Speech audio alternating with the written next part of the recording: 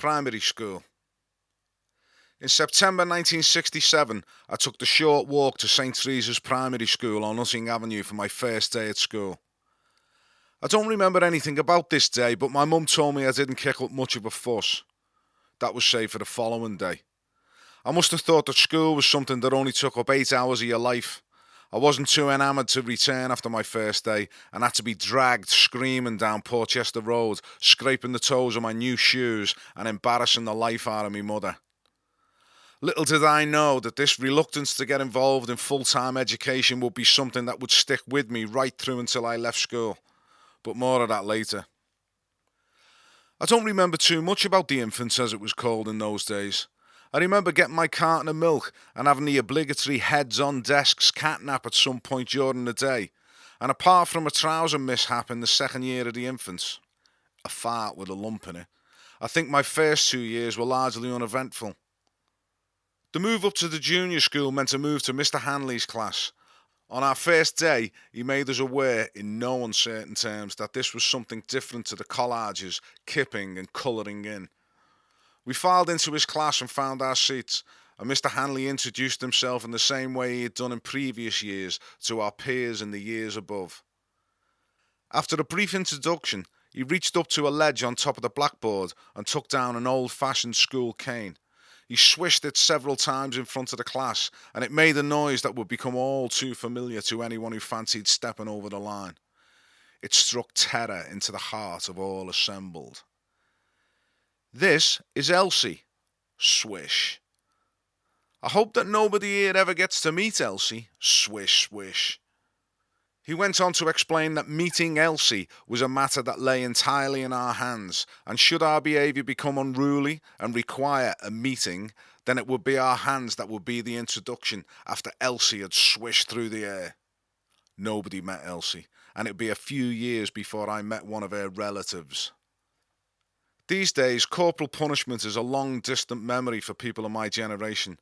We are always told, and we know, that violence does not solve anything, but to a 7-year-old going up to big school, the threat of violence was enough to keep everyone on task. I think that Elsie was retired long before Mr. Hanley, and some would say, myself included, that she should still be in gainful employment. I kept my head down and was shaping up to be a promising student, according to my end-of-term report. The following year we moved up to Miss Jobling's class. Miss Jobling did not look like any of the other teachers in my school. Jobbo, such an unattractive nickname for such a beautiful woman, would not have looked out of place on Charlie's Angels. Long blonde hair, deep blue eyes, and an ample chest that was just visible without being indecent. She was a really nice teacher too, and all the boys in my class were mesmerised by her. She never had to raise her voice to control the boys, as they were all half hypnotised following her chest around the classroom. Throw in a short skirt and leather boots up to the knee, and you can see why she was so popular. St. Teresa's, like nearly every other school in Liverpool, had trips to Colomendy in North Wales. This was a former army camp that had been converted to take scruffy kids from all over the northwest and give them a slice of the countryside. Colomendy's still there today, but from the brochure it looks a lot more exciting than it did in the early 70s. It was my first time away from home, and the impending visit was scary and exciting at the same time. For some reason, my dad decided I needed to take some shoe brushes with me because it's muddy in the countryside. I thought this was crazy at the time, but couldn't protest when he gave me my own set of brushes with my name written on the top of each one in his neat handwriting. My dad had done national service, and he must have thought he was sending his little soldier off to the army. I don't remember any of the activities we engaged in, it just seemed like a lot of walking. We visited an underground cave that was pitch black as soon as you got about 20 feet inside it. The teachers went ahead and lit small candles on the wall as we descended deep into the darkness. We reached the bottom of the cave and we all sat down on the damp floor, and one of the teachers gave us a brief lecture about how the caves were formed.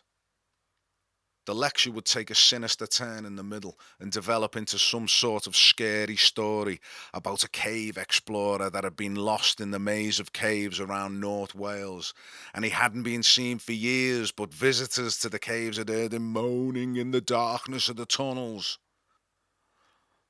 While we sat in the gloomy candlelight, enraptured with the tales of caveman, one of the teachers would slip off into the darkness and would make slight moaning noises. He'd then go back along the way we had come in and blow out the candles that had illuminated our descent. The story builds to a dramatic conclusion. The teacher telling it would build the tension until his colleague would jump out of the darkness wearing some sort of mask. Cue 30 school kids collectively shitting a pallet full of bricks. We all jumped and ran in the direction of the exit, stumbling and bumping into each other. How we all managed to get out into the daylight without anyone being hurt was a minor miracle. All the teachers would be slapping each other on the back and having a good laugh at our expense. Can you imagine that sort of thing happening today? Not in today's health and safety world. I'm sure that even today there is at least one kid from my class who still sleeps with the light on after their mental scarring in the caves of North Wales. The other highlight of the trip was a race up Mo Vama. To us it seemed like a mountain, but at 554 metres it's only classed as a hill. Hill or mountain, I didn't fancy running up it, and nor did my classmates. There were always a few keen ones that fancied the jog in pursuit of the little medals that were given out to the first three, but most of us walked. I did 2 tours of duty at Colomendy, and although it wasn't the Isle of Man, it was an experience. During the early 70s, there was a famine in Ethiopia and refugees came to England. One such refugee landed at St. Teresa's, and although I don't remember his name, I remember the impact he had during playtime. This kid looked like all those starving kids we saw on the news and who we had prayed for in church, except he was dressed like us.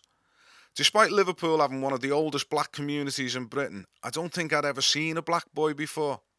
Most of the kids in the school were from Irish descent, and it was all freckled skin and shades of ginger, not black skin and tight curls.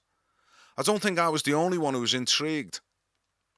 When playtime came around, I was standing with 2 of my friends watching 30 or more kids following this poor refugee around the playground. I don't think it was bullying or victimisation, it was more curiosity. The kids following him were all trying to touch his hair. One lad ran over to where we were standing and was excitedly trying to explain that his hair felt like wire. I didn't join in and try to cop a feel. It didn't seem right, and although the chasing white pack meant no malice, I could see the young lad was not enjoying the attention. As quickly as he had arrived, he was gone again. Probably moved to a school where he'd be a little less noticeable. At age 10, I was 20th in my class, but already the seeds of laziness and educational apathy had been sown, and my report from the summer in 1973 was summed up by my class teacher who wrote, "Brian can do better than this with greater effort on his part. A disappointing drop from 10th position last year." My best friend during my last 2 years of junior school was Michael Murphy. I used to pass his house on the way to school, and in the independent latter years, I would knock at his house and we'd walk down to school together. We would also spend our out-of-school time together, either at our house or his. It was in Michael's house that I first picked up a guitar. It belonged to his dad, and although it wasn't a Gibson or a Fender, I so wanted to have it. My cousins Jared and Vincent O'Toole had started playing guitar, and during visits to their house I would be spellbound listening to them play together.